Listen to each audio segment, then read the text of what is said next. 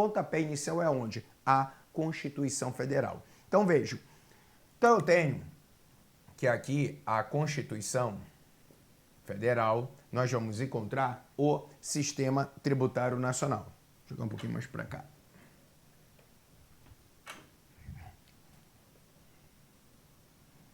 Então, nós temos a Constituição, onde lá na Constituição foi o estudo que nós fizemos do Sistema Tributário Nacional. E disse a vocês que o Sistema Tributário Nacional corresponde ao conjunto de normas organizadas que inicia no artigo 145 e, tecnicamente falando, vai até o artigo 156 da Constituição.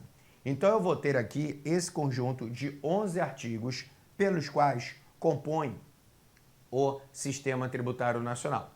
Pois bem, sendo que dentro desse conjunto aqui de artigos tem um específico que me interessa agora no momento, qual seja o artigo 146, inciso 3, a linha B da Constituição. Então, vamos lá. Aqui, dentro então desse conjunto de artigos, vou pegar o artigo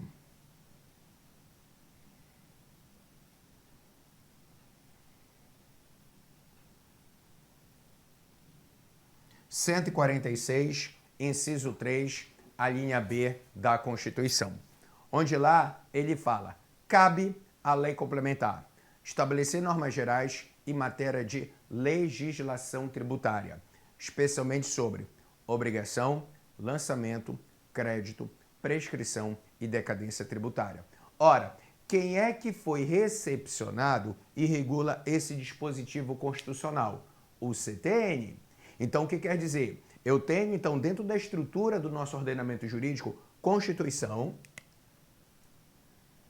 e Código Tributário Nacional, o CTN. Só que o CTN, como eu já tinha dito aqui a vocês, ele vem a ser a Lei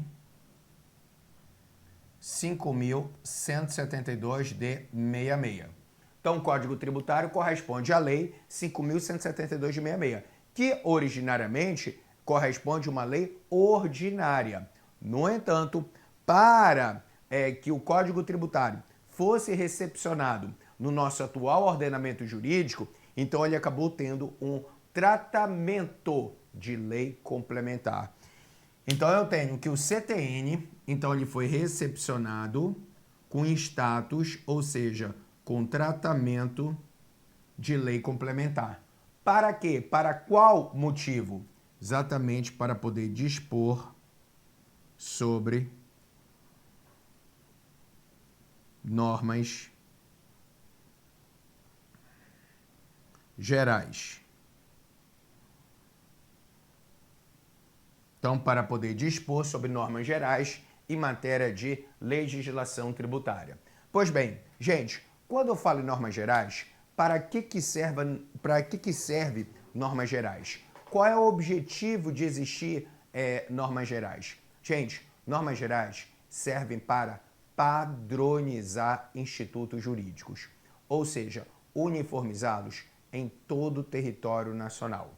E quais institutos jurídicos devem ser padronizados, uniformizados? São aqueles pelos quais estão previstos aqui, ó, na própria Constituição. Então, a própria Constituição vai dizer, olha, o que deve ser padronizado? Que a partir do momento que eu padronizo, eu consigo estabelecer uma segurança jurídica. E a Constituição vai dizer pra gente que deve ser padronizado normas referentes a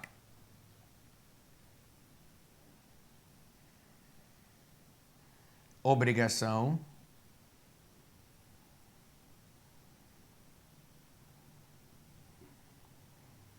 lançamento,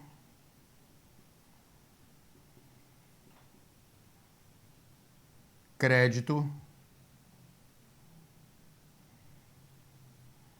prescrição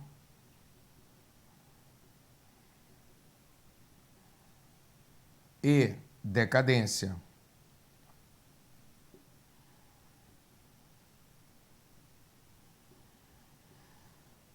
Então, o que quer dizer? Que o papel do CTN, o papel do Código Tributário é justamente padronizar esses institutos jurídicos em todo o território nacional. Que aí eu consigo, como eu mencionei para vocês e repito, estabelecer uma segurança jurídica.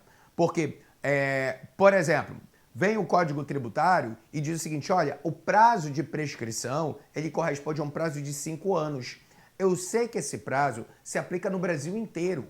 Porque se não houvesse o Código Tributário Nacional, cada ente iria dizer, por exemplo, o que ele entenderia como prazo prescricional.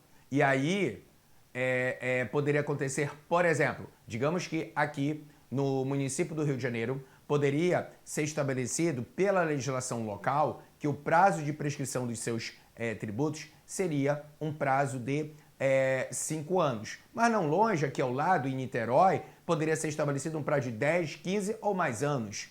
E aí isso poderia ensejar uma insegurança jurídica, posto que, então, quando eu menciono com relação à ideia de normas gerais, é a padronização. Veio o Código Tributário, coloca 5 anos e se aplica para todos. Então, gente, o objetivo do CTN é regular esses itens aqui. Como eu falei, obrigação, lançamento, crédito, prestação e decadência. Tanto é que, por exemplo, vem o Código Tributário, ao regular sobre obrigação, ele vai regular lá no artigo 113. Aí vem o CTN e diz, olha, obrigação só existem 2 tipos de obrigação, que vem a ser que a obrigação ela pode ser principal ou acessória. Então, o que isso aqui significa? Que nenhum ente pode criar uma terceira obrigação. Todos são obrigados a observar exatamente o que está aqui previsto. Ou vem a ser principal ou vem a ser acessória. Bem, já o lançamento, o Código Tributário, ele estabelece que o lançamento vem a ser um procedimento administrativo, pelo qual aparece regulado lá no CTN, no artigo 142. Então, lá no artigo 142 do Código Tributário Nacional, estabelece que o lançamento vem a ser um procedimento administrativo que calcula o montante devido do tributo. Bem, aí, esse procedimento, ele pode se dar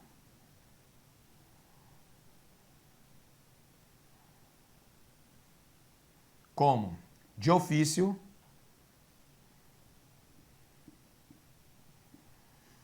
por declaração e por homologação.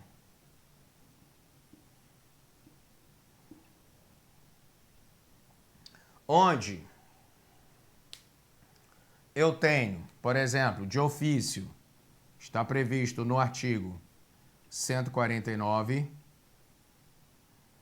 declaração, artigo 147 e homologação,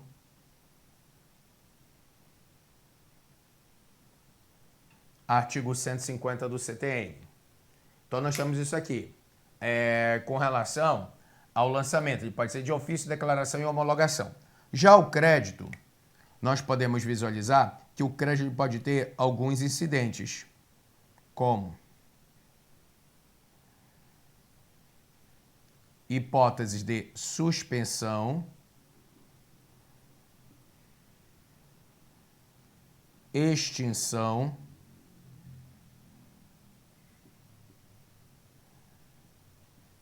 e exclusão.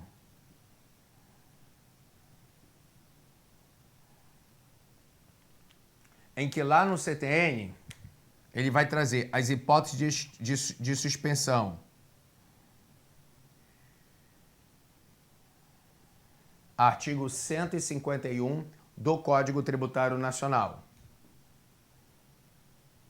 extinção estão todas previstas no artigo 156. E a exclusão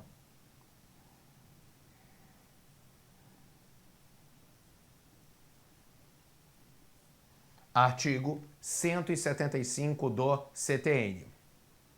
Beleza. Então eu tenho essas hipóteses. Já quando eu falo em prescrição,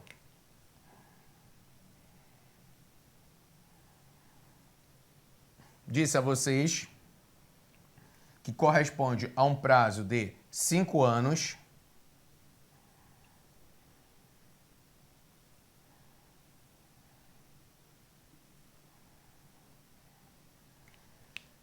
que vai estar prevista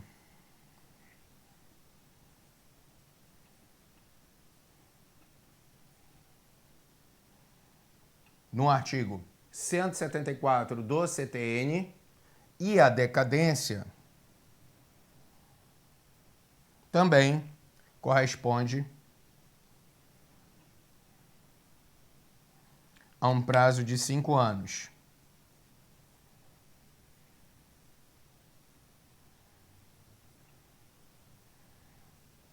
Previsto no artigo 173 do Código Tributário Nacional. Gente, eu não coloquei esses artigos aqui à toa.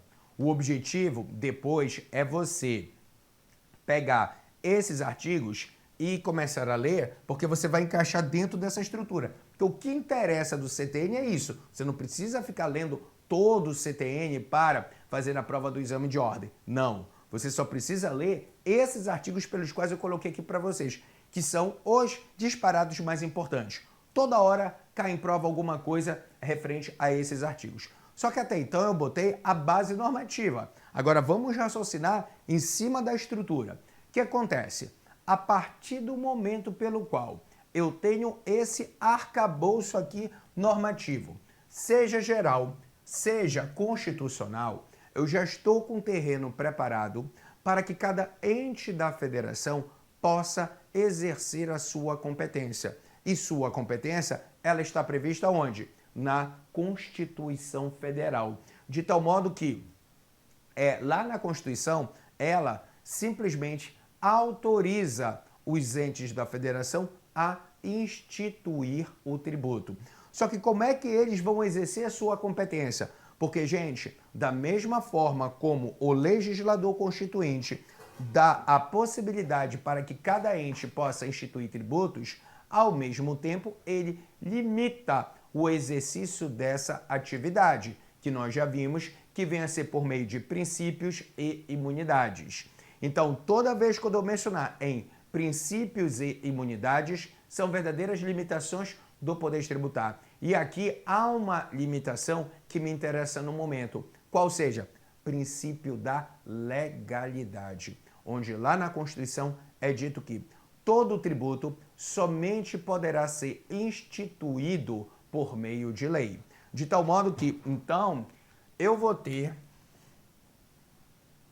que a lei é que vai instituir o tributo. Então, gente, cuidado, porque quem institui o tributo não é a Constituição, mas a lei daquele ente pelo qual possui a competência tributária. Como eu já disse em aulas anteriores e vou repetir agora, a Constituição, ela apenas autoriza a instituição de tributos por meio da competência, porque quem institui é o ente por meio de lei. Então, vejam, então eu tenho aqui que, como eu disse, a Constituição, ela autoriza a instituição de tributos por meio da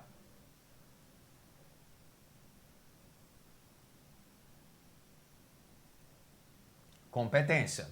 Então, eu tenho que a Constituição autoriza a instituição de tributos por meio da competência e a lei de determinado ente é que vai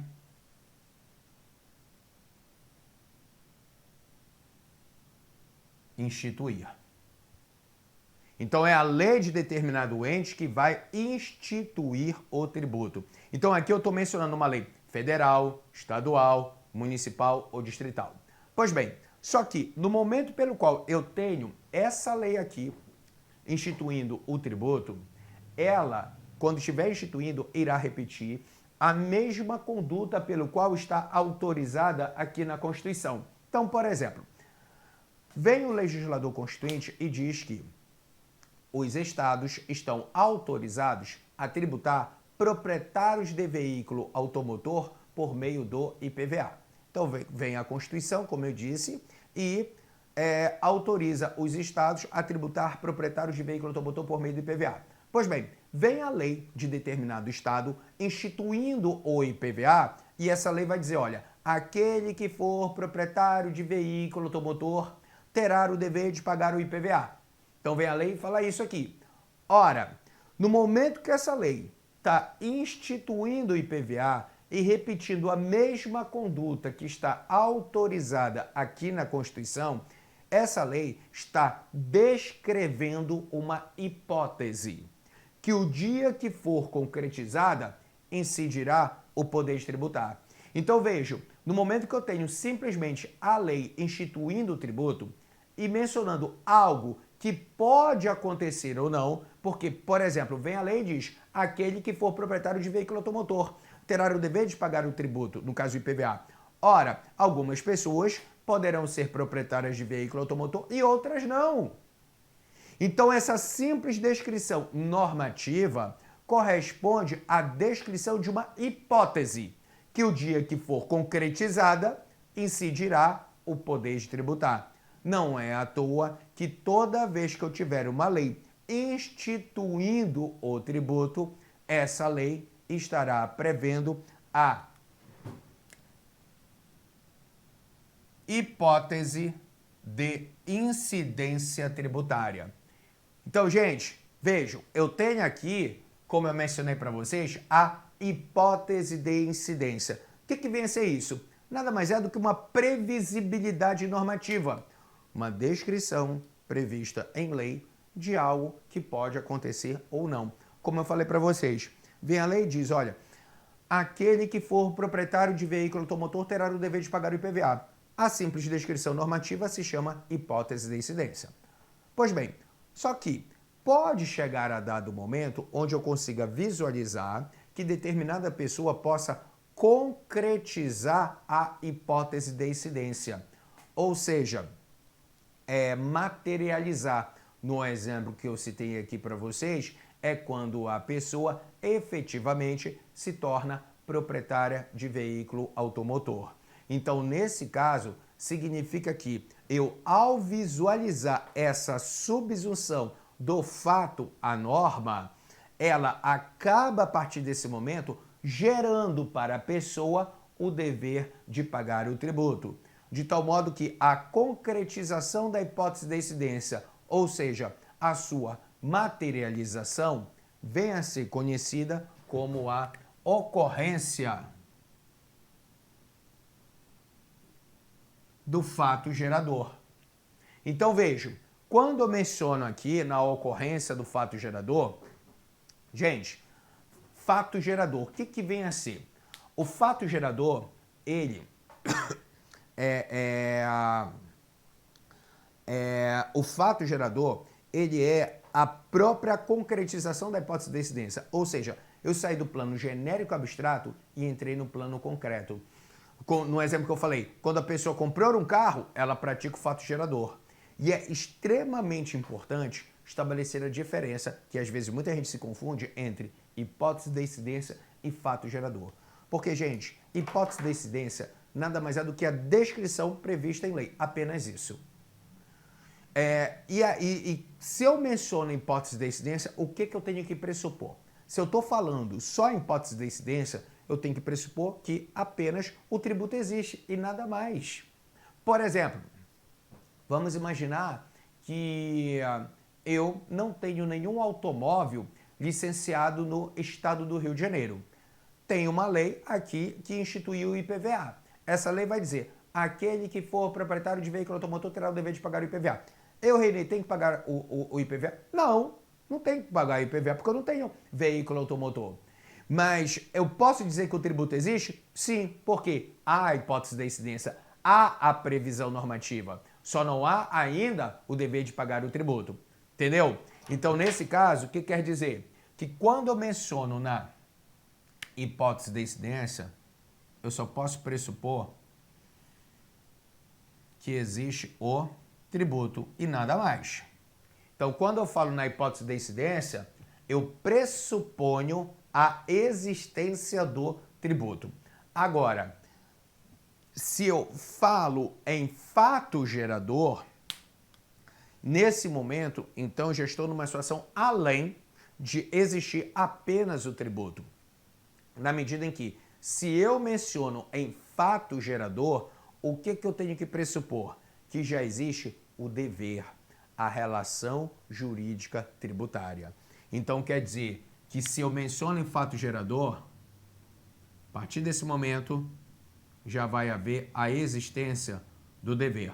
Fazendo aqui uma analogia com o direito penal, que às vezes fica mais fácil você visualizar. Lá no direito penal, eu não tenho tipos penais? Tenho. Então, por exemplo, artigo 121 do CP, matar é crime. Aqui é o quê? Um tipo penal. É como se fosse apenas a hipótese de incidência. Então, o tipo penal existe no Brasil inteiro. No entanto, nem todo mundo pratica crime. Só vou visualizar o crime, que é quando eu saio do plano genérico abstrato e entro no plano concreto, quando efetivamente uma pessoa matar outrem. E a partir então desse momento, o Estado passa a agir com seu poder de punir. No direito tributário, o raciocínio é o mesmo. Não que ele vai punir, mas quer dizer, eu tenho a hipótese da incidência, previsibilidade genérica e abstrata da norma. Quando uma pessoa pratica o fato gerador, o que quer dizer? Concretizou a hipótese da incidência e faz com que o Estado passe a agir. Só que aí, nesse caso, ele vai agir com seu poder de tributar, tá? Então, essa aqui que é a importância de estabelecer entre hipótese da incidência e fato gerador.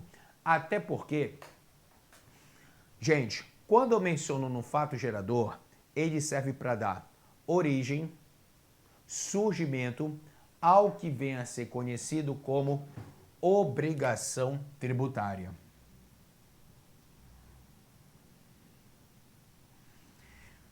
Então, vejo, quando eu menciono no fato gerador, ele gera a obrigação tributária automaticamente. Pois bem, e aí quando eu chego na obrigação tributária, gente, o que vem a ser a obrigação tributária? Obrigação tributária corresponde a um vínculo jurídico transitório que decorre de lei. Então, conceito básico, clássico de obrigação tributária vem a ser um vínculo jurídico transitório que decorre de lei. Pois bem, então o que acontece? A partir do momento que a pessoa pratica o fato gerador, automaticamente dá origem à obrigação. A partir desse momento eu já tenho o vínculo jurídico. Só que vejo, quando eu estou na fase da obrigação tributária, que eu já tenho o dever, já há uma relação jurídica, aqui, então quer dizer que eu já tenho uma dívida perante o fisco. Só que aquela minha dívida, nesse momento, na fase da obrigação, possui uma característica. Qual seja, nesse momento, a minha dívida, ela vem a ser ilíquida. Por que ela é ilíquida? Porque a Fazenda Pública sabe que a pessoa praticou o fato gerador, sabe que a pessoa lhe deve, mas ela mesma ainda não teve tempo de calcular o montante devido do tributo. Então, a Fazenda Pública ainda não teve tempo, como eu disse, de calcular o montante devido do tributo. Então, nesse caso, significa que a dívida ela é ilíquida. Toda vez que eu estiver na fase da obrigação tributária, eu tenho uma dívida sendo ela ilíquida. Então, eu tenho que a minha dívida ela é ilíquida, porque, como eu falei, a Fazenda Pública ela ainda não calculou o montante devido ao tributo. E por ela ser ilíquida, ela traz consigo uma outra consequência. Qual seja, por ela ser ilíquida, ela... Vou jogar isso aqui um pouquinho mais para cá.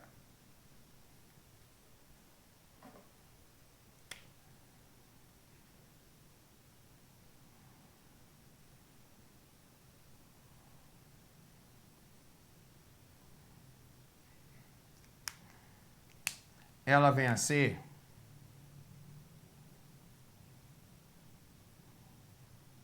inexigível. E por que ela é inexigível? Simplesmente por ela ser líquida. Não tem como a Fazenda Pública cobrar enquanto ela não calculou o montante devido do tributo. O cálculo, como eu disse, não é automático. Então a Fazenda Pública passa um tempo aí com aquela dívida em aberto. E aí, obviamente, enquanto não tiver definido o valor, não tem como ela cobrar. É como se eu, Renê, chegasse para o meu devedor e dissesse, fulano, você me deve. Aí ele perguntaria para mim, quanto, Renê? Eu diria, não sei. Como é que ele vai saber o valor da dívida? Como é que eu vou determinar a cobrança? Não tem como. Então, enquanto pendente dessa iliquidez, então repetindo, enquanto pendente dessa condição de iliquidez, a Fazenda Pública, ela não tem como cobrar. Então eu mantenho o quê? A inexigibilidade. Só que tem um detalhe. Quando eu falei para vocês na obrigação tributária, o que eu disse quando eu conceituei? Obrigação corresponde a um vínculo jurídico transitório, de tal modo que a admissão não pode ficar ad eterno pendente nessa condição de iliquidez. Então ela vai ter que agir, ela vai ter que calcular o montante devido do tributo.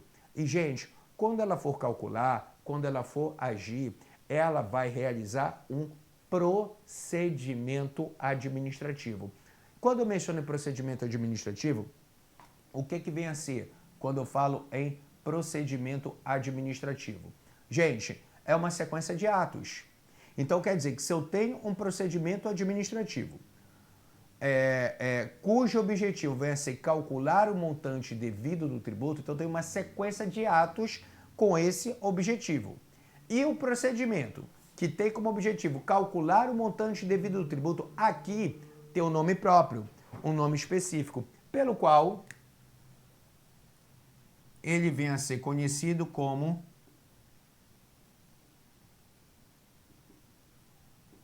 lançamento, que está aqui regulado pelo Código Tributário Nacional, o artigo 142. Quando você vai lá no artigo 142, ele diz claramente que o lançamento é um procedimento.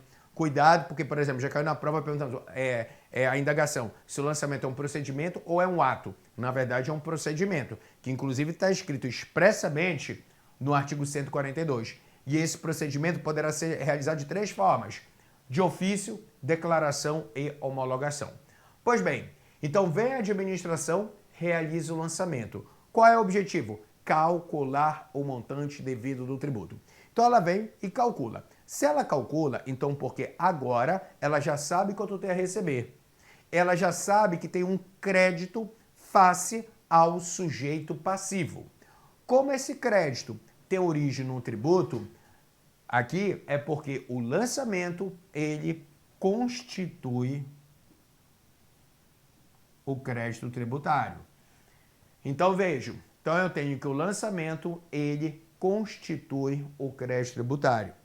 E vejo como aqui é lógico. Se eu já tenho um crédito constituído, significa então que a dívida ela passa a ser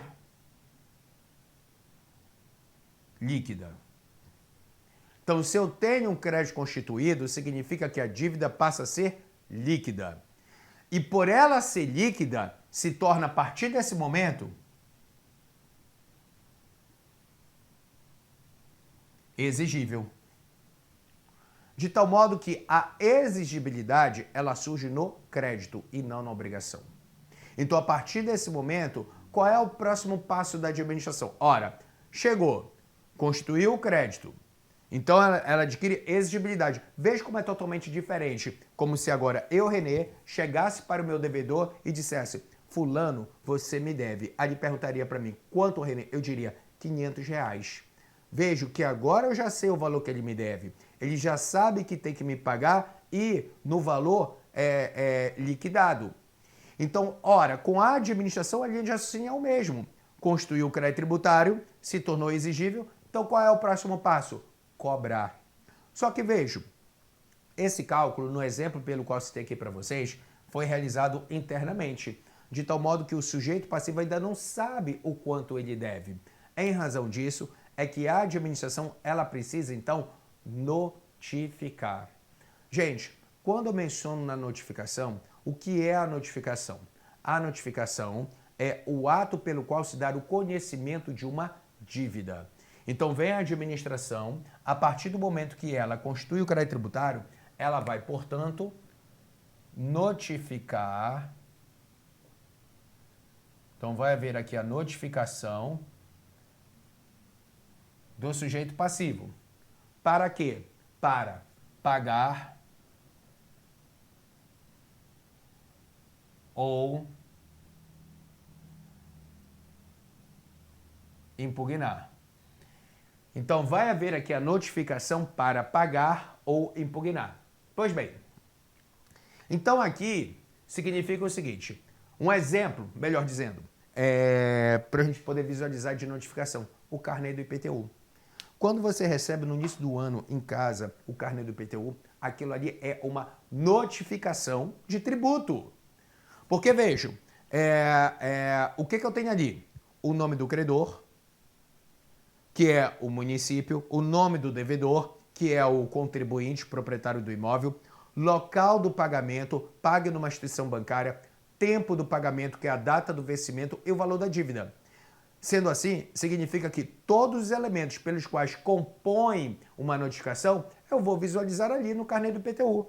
Então, quer dizer, a Fazenda Pública, ela vai e notifica a pessoa. Digamos que notificou de um tributo qualquer. Tem o exemplo do carnê do IPTU, mas é um exemplo que fica mais fácil você visualizar, porque todo mundo consegue identificar ali. Mas qualquer tributo será notificado dessa forma. Então, vejo, a partir do momento pelo qual eu fui notificado, eu tenho aqui as seguintes opções. Se ela chegou aqui, digamos que calculou e disse, olha, fulano, você tem que pagar 100, valor aí qualquer, de um tributo. Aí ela me notificou, eu recebi e disse, realmente eu devo esse valor. Aí eu vou lá e pago. Quando eu realizo o pagamento, não estou deixando a Fazenda Pública satisfeita? Sim ou não? Sim. Estou dando exatamente aquilo que ela queria de mim.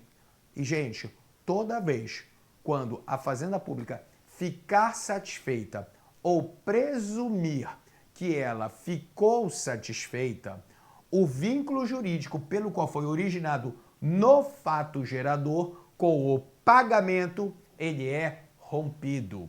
Ou seja, ele vem a ser extinto. Não é à toa que toda vez quando eu visualizar a Fazenda Pública satisfeita ou presumir que ela ficou satisfeita, eu vou encontrar as hipóteses de extinção do crédito tributário. E a principal dela é o pagamento. Então, vejo, dentro do crédito, significa que se a pessoa pagou, eu tenho uma extinção.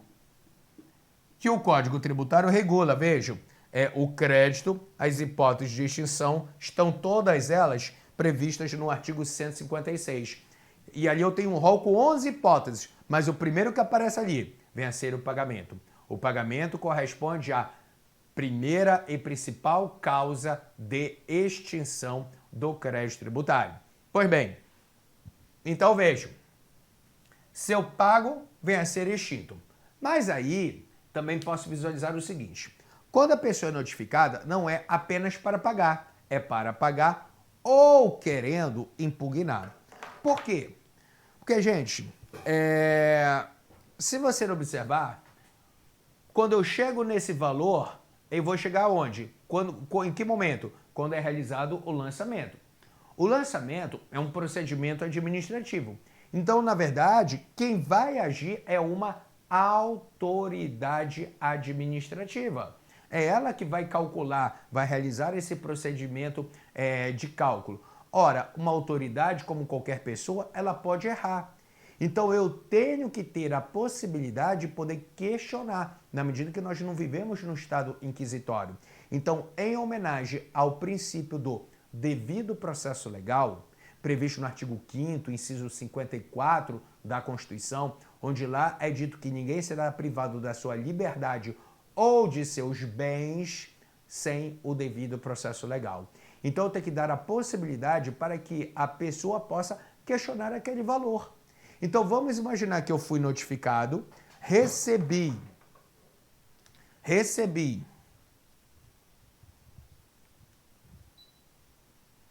aqui a notificação me cobrando os 100. Só que eu acho que, na verdade, eu não devo 100. Eu entendo que eu devo 40. Eu acho que a autoridade administrativa calculou numa alíquota errada, numa alíquota equivocada.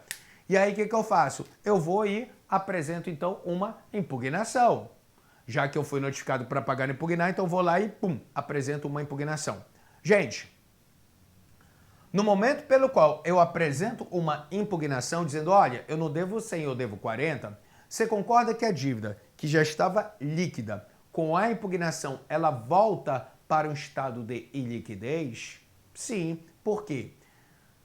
Enquanto a Fazenda Pública não decidir, eu não sei quanto é que eu tenho que pagar. Porque eu não sei se ela vai manter o valor pelo qual originariamente ela encontrou lá no lançamento ou modificá-lo de acordo com meus critérios jurídicos inseridos na impugnação. Então, significa que, como eu não sei, essa dívida que já estava líquida, ela volta a um período de iliquidez enquanto não houver decisão e a exigibilidade que algum dia surgiu, ela fica suspensa. De tal modo que toda vez quando eu visualizar uma das hipóteses de suspensão da exigibilidade, nós temos a impugnação. A impugnação suspende a exigibilidade do crédito tributário. Então, o que quer dizer? Que dentro daqui do crédito, além das hipóteses de extinção, nós temos a de suspensão.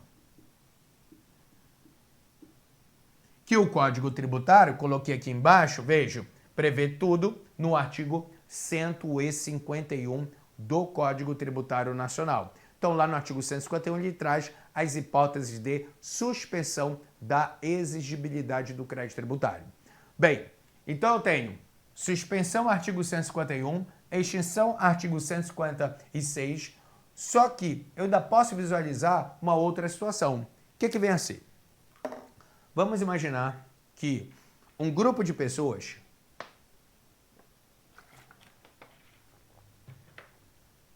praticou o fato gerador. Então, vamos imaginar que um grupo de pessoas praticou o fato gerador. O que acontece? Só que esse grupo de pessoas que praticou o fato gerador está com uma certa dificuldade ou impossibilidade de poder realizar o pagamento do tributo. Ou porque ocorreu uma conjuntura econômica ou uma calamidade pública que está dificultando ou impossibilitando as pessoas de pagar o tributo.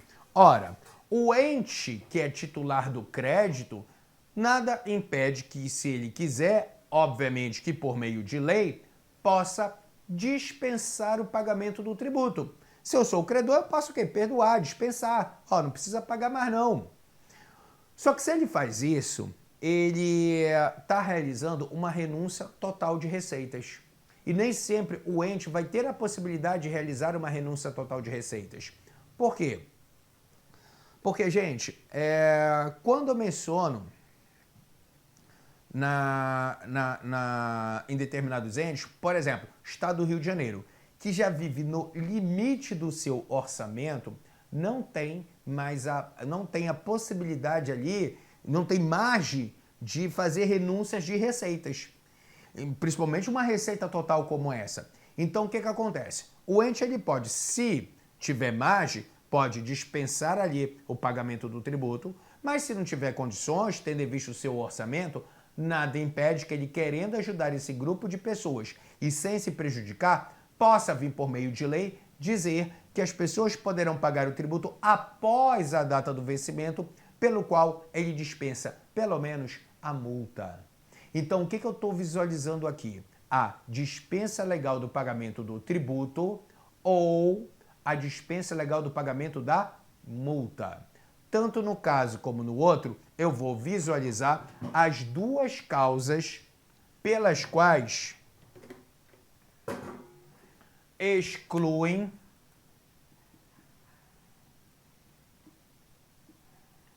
o crédito tributário. Então, eu tenho duas causas apenas que excluem o crédito tributário. Quais são? Vou até colocar aqui.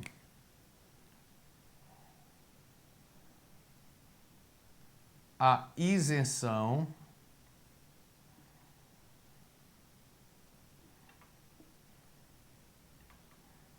e a anistia.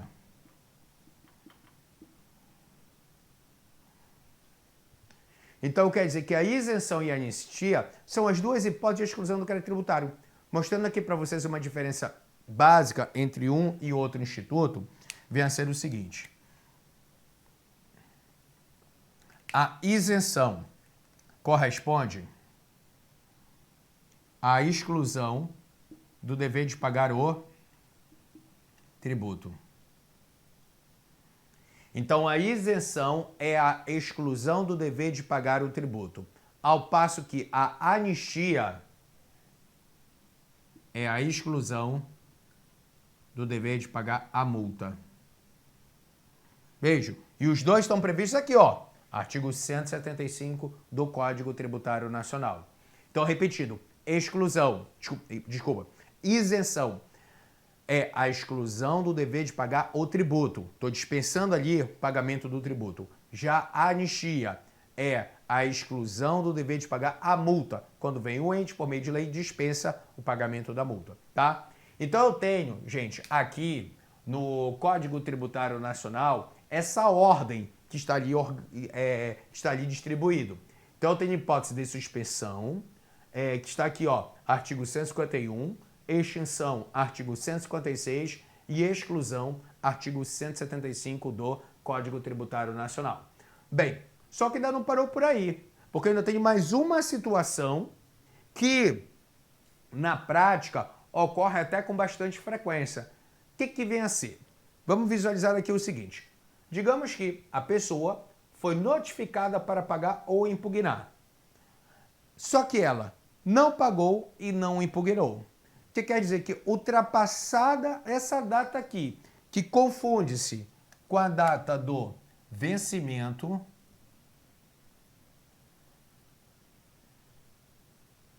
então isso aqui confunde-se com a data do vencimento do tributo e a pessoa não fez nada, não pagou, não pagou e não impugnou. Então o que acontece? Ultrapassada essa data, ela passa a ser considerada uma devedora com um qualificativo. O que vem a ser? Porque devedora, ela já é desde o momento pelo qual ela pratica o fato gerador. Durante todo esse período ela é devedora. Agora, ultrapassada essa data, aí ela se torna uma devedora inadimplente. E, gente, toda vez quando a pessoa se torna uma devedora inadimplente, é permitido a Fazenda Pública pegar o nome daquela pessoa e inserir num cadastro de devedores inadimplentes, nos mesmos moldes do que ocorre, por exemplo, numa relação consumerista. Então, por exemplo, eu vou numa loja, compro um produto, parcelo em 10 vezes esse produto, pago as 2 primeiras e fiquei as demais inadimplentes. O que vai fazer aquela loja? Vai pegar o meu nome e colocar no SPC ou no Serasa. Então ela vai pegar aquele meu nome e colocar no SPC ou no Serasa, que é o cadastro de devedores inadimplentes em relação consumeristas. Ora, com a Fazenda Pública, o raciocínio é o mesmo. Não que ela vai colocar o meu nome no SPC ou no Serasa. Por quê? Porque ela já tem um cadastro próprio, um cadastro seu, pelo qual vem a ser conhecido como dívida ativa. Então vejam, o que acontece? Ao detectar o inadimplemento, vem a administração, vai pegar esse crédito aqui e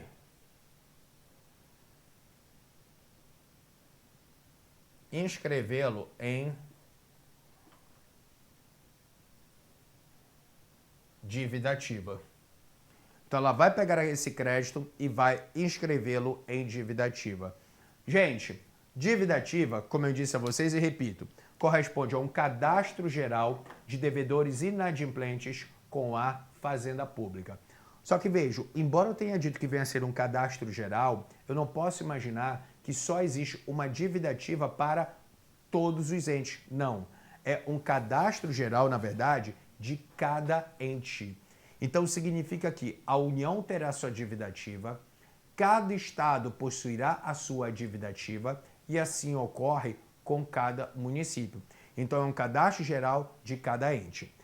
Só que vejo, no momento pelo qual a Fazenda Pública, ela pega esse crédito aqui e vai inscrever em dívida ativa, é o momento que ela vai dizer que não discute mais o crédito.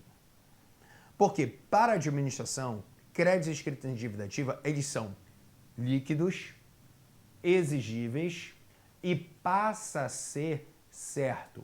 Vejo, créditos escritos em dívida ativa são líquidos e certos. E eu vou ter como fundamento disso que eu acabei de mencionar para vocês, o que está previsto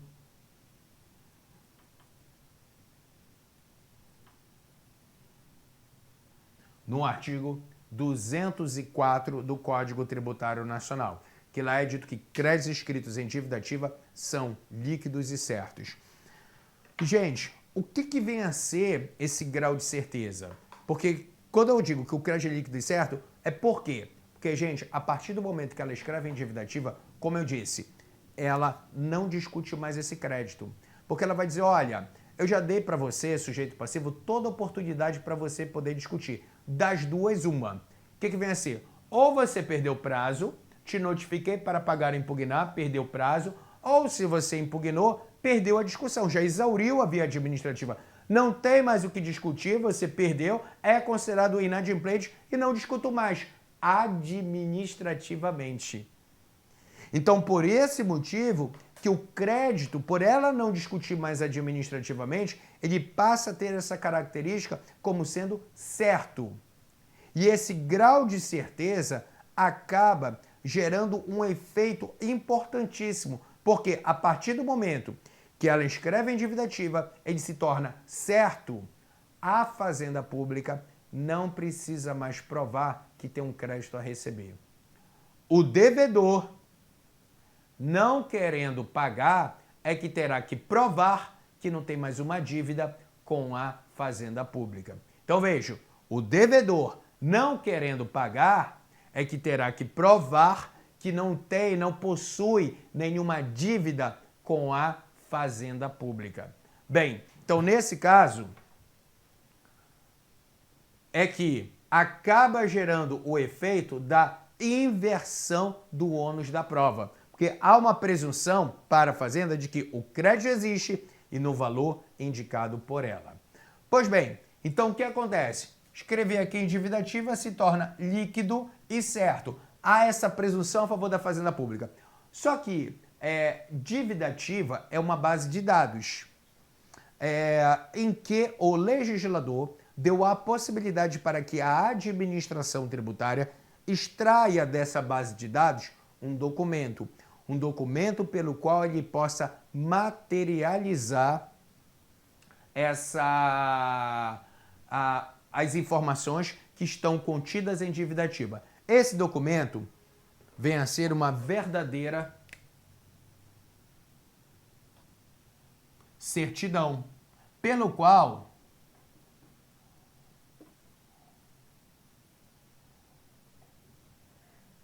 vem a ser conhecida como CDA. Gente, CDA significa certidão de dívida ativa. A CDA, na verdade, ela vai espelhar todas as informações pelas quais estão contidas em dívida ativa. E no caso aqui, essas informações com relação à CDA, por ela estar traduzindo informações do que está aqui em dívida ativa e que possui a presunção de certeza, o legislador atribuiu a CDA com base no artigo 784, inciso 9 do CPC a natureza jurídica de título executivo extrajudicial. Então, repetindo, gente, a CDA possui a natureza jurídica de título executivo extrajudicial. E com essa CDA em mãos, o que vem o que a admissão vai fazer? Ela vai enviar a sua respectiva procuradoria, PGE, PGM ou PFN, para que lá um procurador possa redigir uma inicial, juntar com essa CDA e dar entrada em uma ação de execução fiscal. Então aqui eu vou ter a propositura de uma ação de execução fiscal, que no caso já é regida pela uma lei própria, que vem a ser a Lei 6.830/80. Então, gente, fechei aqui